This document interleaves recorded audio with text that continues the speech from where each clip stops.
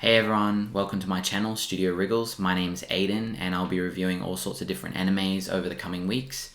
Old, new, different genres, so let's go. My first anime on the list is Demon Slayer. So Demon Slayer follows the story of a kid named Tanjiro, and he comes home to find out that his family have been slaughtered by demons and his sister has turned into a demon. So he basically enlists into becoming a demon slayer and the story follows from there. I think the reason why the story is so good, and when I say it's so good, I mean in relation to a shonen anime or an action anime, what you're wanting is an animation that's simple. So you're wanting an animation where the artist doesn't have to, and the writers don't have to worry so much about the actual deeper story, and they can focus all on the action. So it's 26 episodes long. It just goes straight into action, action, action. There's little bits of drama and comedy just to make it not so monotonous. But at the end of it, it is a super anime that's just full of action-packed violence and killing, basically. But yeah, it's not necessarily like a lighter anime. I'd consider it to be quite on the darker side. So there is a lot of gore and a lot of killing in it. It's not like something like Naruto, which is a little bit more PG. This is for people that are wanting to watch an animation that's sort of exciting. This is definitely your anime. But if you're looking for something that's a little bit sort of, I guess, deeper, more Inception-y, this probably isn't your gig. In terms of the characters, though, the characters are super iconic. So in this animation, the characters are one of the strongest points because the writers spend so much time on actually developing the characters. They spend so much time on actually creating what the characters would look like, their personas, sort of like their appearance and what you're going to see when you actually watch it on screen. They're iconic in the sense that if you were to go to an anime convention and see cosplay, you would definitely see some of these characters. So the four main characters of the anime as you go around is you'll get Tanjiro, who's just basically your protagonist. You'll have Nezuko, who is she's probably the most dynamic in the film because she's kind of cute but at the same time super strong. And I think that's you see that a lot, but just in terms of the way in which they depict her, she's very different, and I think that in the anime, she will be definitely the most popular. And I can already see it when I'm looking at different artists drawing characters that they always focusing around Nezuko. The two other characters are Zenitsu. So Zenitsu is also an interesting character because he has basically a split personality. So part of his personality is like he's super weak, and I think that's the funny part about it. So he brings that comedic element to it. He's super sort of fragile and just basically, I don't know, like scared of everything. And then when he gets pushed to his limits, then he flips over to this super calm samurai that goes around killing people. And then the final is Initsuki, who's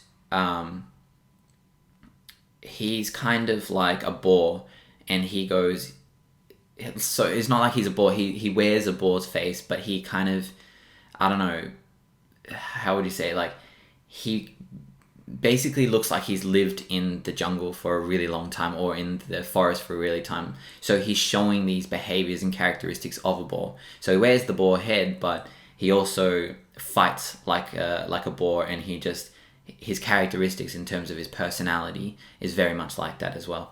So you've got these sort of dynamic characters, and they're sort of your main four characters that start to where the story starts to revolve around. Now, you will definitely see these four characters generally. You'll see probably figurines, posters like over there. You'll see like obviously your cosplay and stuff like that, and you'll see a lot of artists drawing these types of characters. Now, on the flip side of that, you've got the villain, and the villain's name's Muzan. And I think the cool thing about the villain in this story is he is a true villain. Because I said they don't go so much into the story, he is just a straight up villain. There's no sort of there's no backstory as in like a reason why he did it. It just sort of, basically he's just evil. And I think that kind of allows you to have that sort of button basher feel where you have your humans on one side, your demons on the other side. You don't really need to think about it, and they're just killing each other. So probably the biggest part of this anime though is the art. The art is amazing. So the art is probably the best I've seen for a while in an animation. It kind of encapsulates everything. It's got colors. It's like super fluid. So when you're actually seeing the fight scenes, they're unbelievable. Like they're so streamlined in the sense that you're just watching it and you're just getting into it, and it flows. And it kind of reminds me of the choreography of Avatar Last Airbender. So it's got this sort of Avatar Last Airbender and then like a Rurouni Kenshin ninja feel to it. So you kind of mash it together and you got this super watery style, like elemental style anime that's, got sword fighting in it. So it's super exciting to watch. And if you just wanted to watch it purely based on the art itself, that's all you needed. Like the art carries it alone. Finally, the music. So the music for me is always a strong part of what I'd like to review, because I grew up in a family that's very music oriented, and anytime I see music that's worth appreciating, I always shout it out, even just off screen. So the music in this is real traditional. So I think they really looked at the soundtrack properly, and then they matched it to the theme. And it's not this like regular sort of samurai sort of music, but they use traditional instruments. So they use a variety of Japanese instruments to allow them to achieve a traditional feel. And I think you'll notice that when you start watching the actual anime and you start listening to the soundtrack, is you'll start getting a feel that it's that they actually spend a lot of time on it. Now the soundtrack, like I said, is traditional, and it uses all those instruments, but it also very much relates to the storyline. So you're getting this sort of dark theme, and it's almost like sorrow in a way. So I think it relates on sort of every level. So yeah, I mean, I think all in all, Demon Slayer as an animation is worth watching if you sort of appreciating just generally everything.